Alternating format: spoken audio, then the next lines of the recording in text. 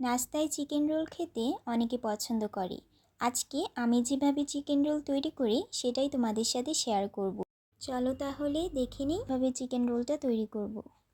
প্রথমে একটি প্যান নিয়ে তার মধ্যে তেল, এলাচ, দারচিনি, তেজপাতা দিয়ে দিব। টমেটো, পেঁয়াজ দিয়ে দিলাম। কিছুক্ষণ ভেজে নেওয়ার পর কেটে রাখা সেই চিকেনগুলো দিয়ে দিব। স্বাদ মতো লবণ এবং গোলমরিচ পাউডার, আদা রসুনের পেস্ট দিয়ে দিব। চিকেনগুলোকে ভালো করে ভেজে নেওয়ার পর গাজর সেই সাথে বাঁধাকপি দিয়ে আবারও মিক্স করে নিব।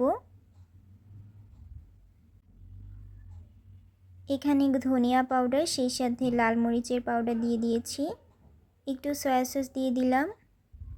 5 মিনিটের জন্য ঢাকনা দিয়ে ঢেকে দিয়েছি। পাউডার মিল্ক দিয়ে দিব। কিছুক্ষণ মিক্স করে নিব। এরপর কিন্তু রোলের পুরটা তৈরি হয়ে যাবে। এভাবেই কিন্তু আমি তৈরি করে থাকি।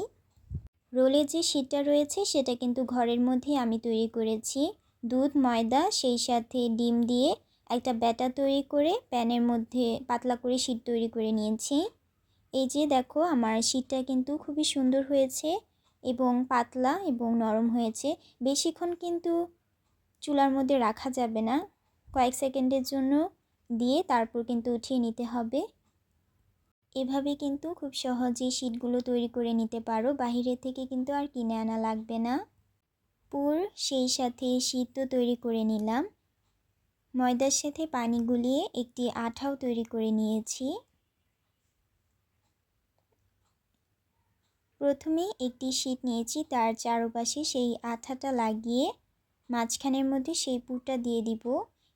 দুই পাশে এভাবে ভাঁজ করে আমি রোল করে নিব। এভাবে সবগুলো রোল তৈরি করে নিব।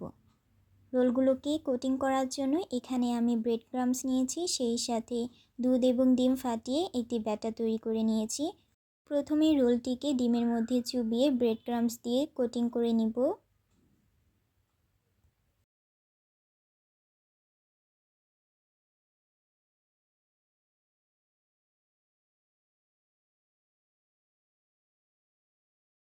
সবগুলো রোল কোটিং করা হয়ে গিয়েছে, এখন ফ্রাই করে নেওয়ার পালা।